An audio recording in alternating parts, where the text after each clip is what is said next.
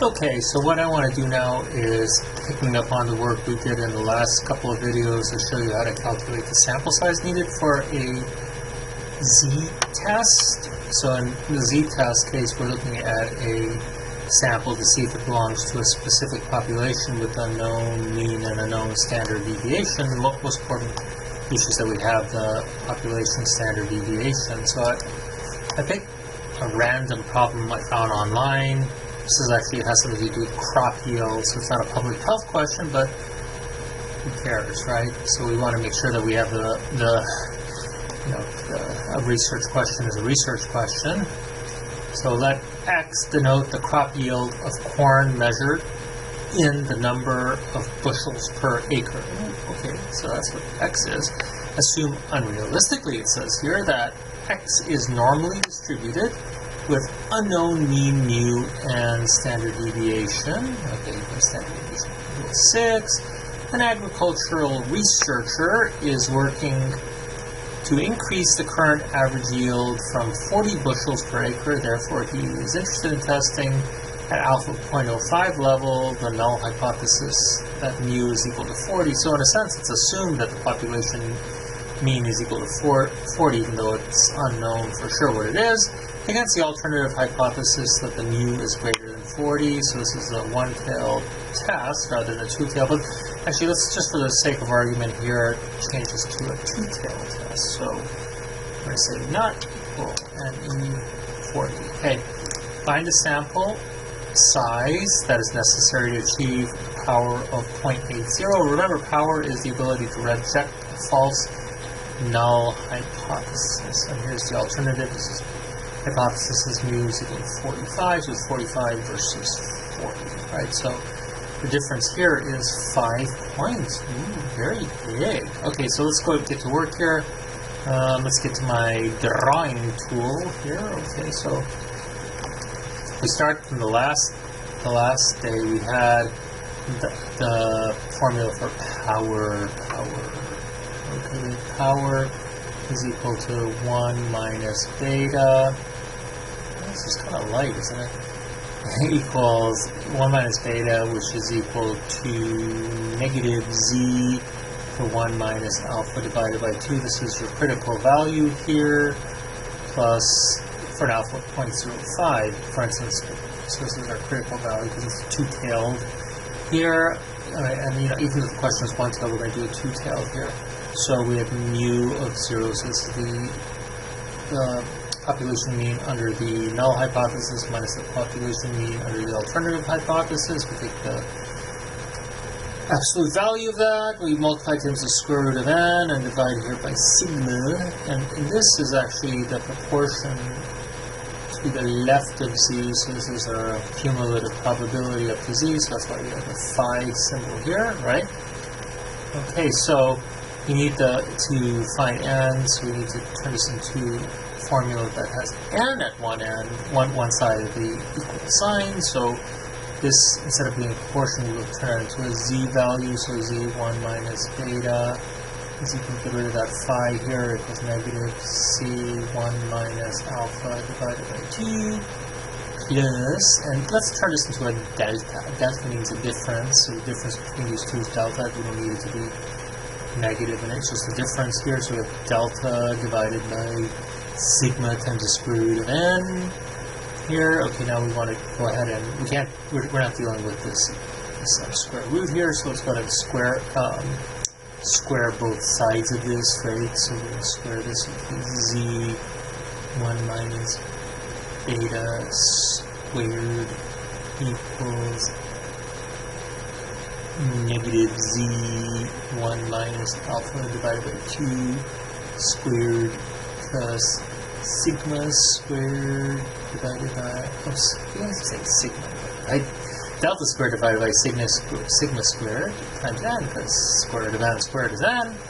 So we have this here. Let's go ahead and put this puppy over here on the left side. So we got z1 minus beta squared, subtract from that, minus this, minus c1 minus alpha divided by 2 squared is equal to delta squared sigma squared times n, right? So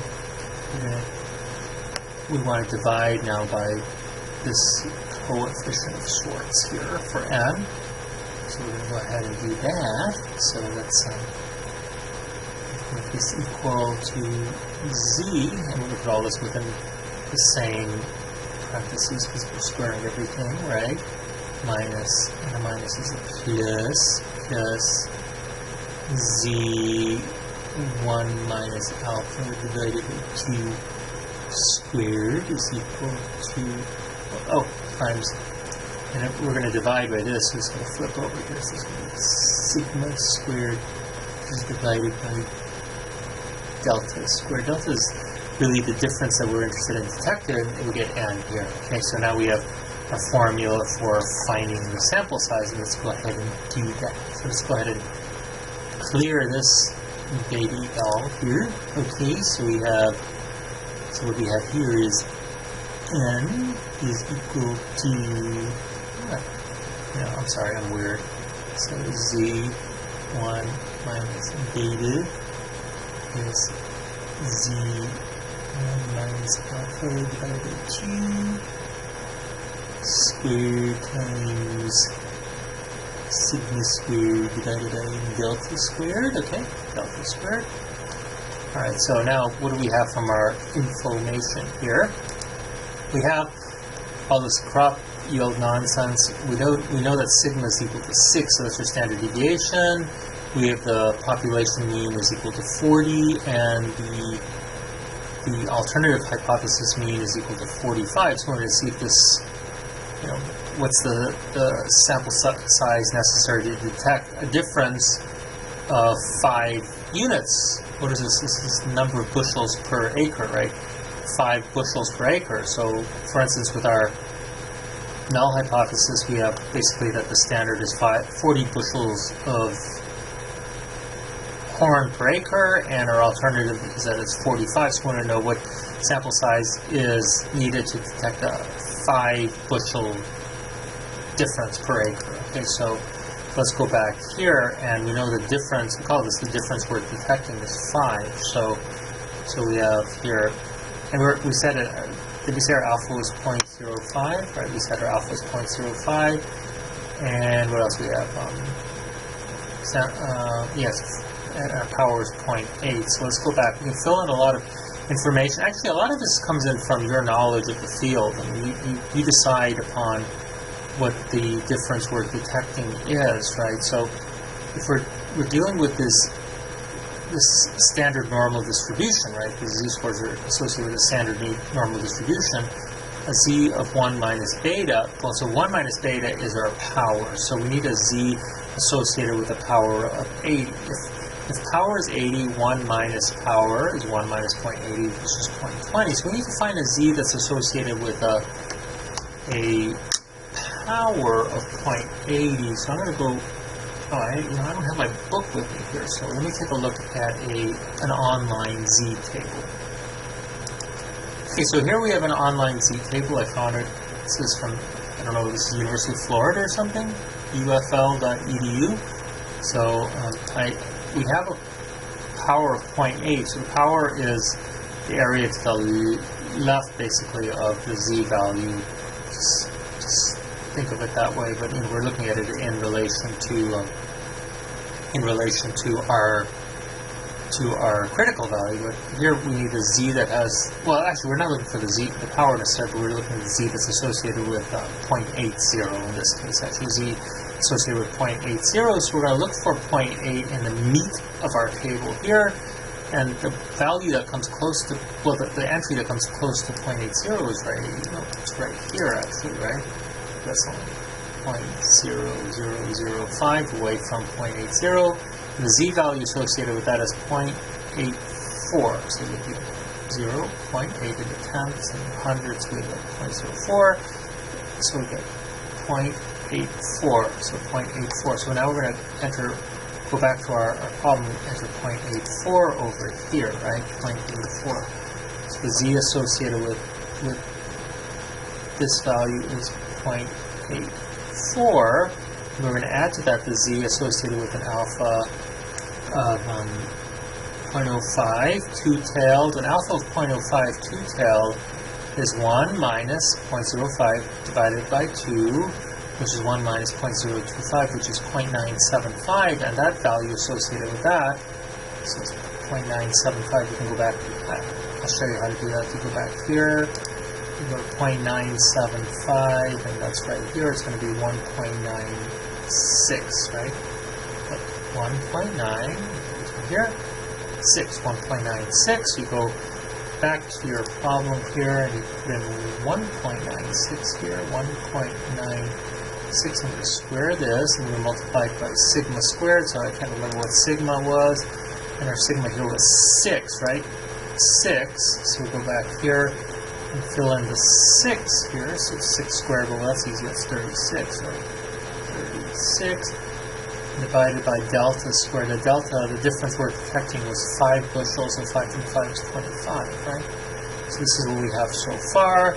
So now we need to just do the math, basically. So let's get our calculator out here, and we have our calculator. We have 0.84 plus 1.96 is this, and let's square that, and that's 7.84. So this is equal to 7.84, right? Times 36 divided by 25. So let's go ahead and do that. 7.84 times 36 is this, and divide that by 25. And we get 11.28, so we get 11.29, right? 11.29, we always round up so we can have enough power, so 12. So the sample size needed here is, let's go back to that question. I want to look at that question. It says, find the sample size n that's necessary to achieve a power of 0.8. So the sample size we need, what is the sample size needed? Let x denote the crop yield in corn measured in the number of bushels per acre. Assume unrealistically that x is normally distributed, unknown mean and standard deviation, that agricultural researchers working to increase the current average yield of 40 bushels. Therefore, he is interested in testing against those. Find the sample size. The sample size of what? I don't know. So there's a sample size of something. Fields? I have no idea. Farms? Whatever it may be, but it doesn't really matter. As long as we can calculate what we need to calculate, we found that the sample size necessary to achieve a power of 0.80 is 12. If we want our power to be larger, the sample size is going to have to be larger. Okay? So that's how you calculate sample size for a z-test. I hope you enjoyed my presentation and my vague attempts at humor. Thank you. Bye.